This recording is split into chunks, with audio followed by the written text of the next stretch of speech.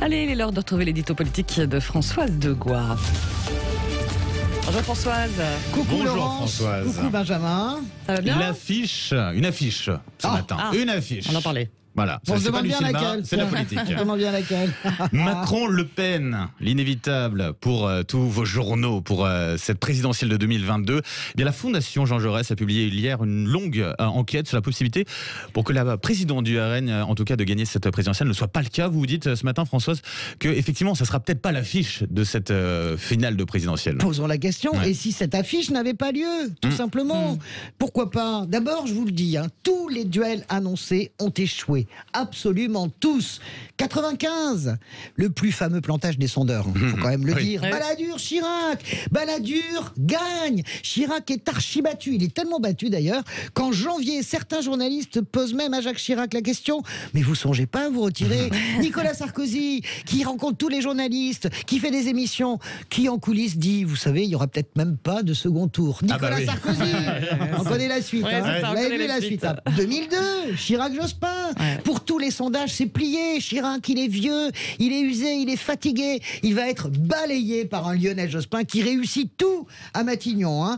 Parce que, évidemment, personne n'a vu arriver Le Pen au second tour. Les sondeurs refont l'histoire aujourd'hui, mais je peux vous dire que pour avoir vécu cette présidentielle, personne n'avait vu l'élimination de Lionel Jospin au premier tour. Les primaires, on en parle. Allez, parlons-en des primaires. On peut y aller, Pas mal. À la Ouais. Juppé devait tout gagner. Ouais. Et puis on était tous là sur les plateaux à se torturer en se demandant: mais quelle campagne présidentielle il va faire?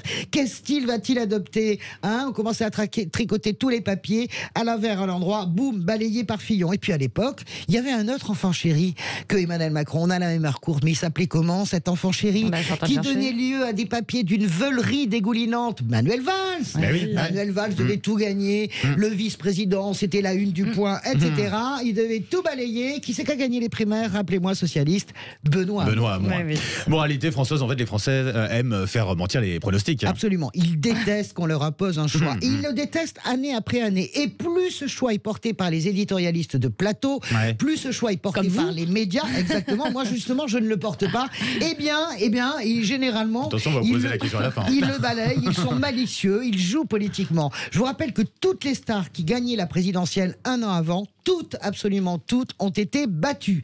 Balladur en 1995. Jospin en 2001, il balaye Jacques Chirac. Il n'arrive même pas au second tour. Ségolène Royal, mars 2006, j'ai retrouvé les sondages hier. Elle écrase Nicolas Sarkozy, 53-47, à la fin, 47-53. Dominique Strauss-Kahn, en 2012. François Fillon, en 2017.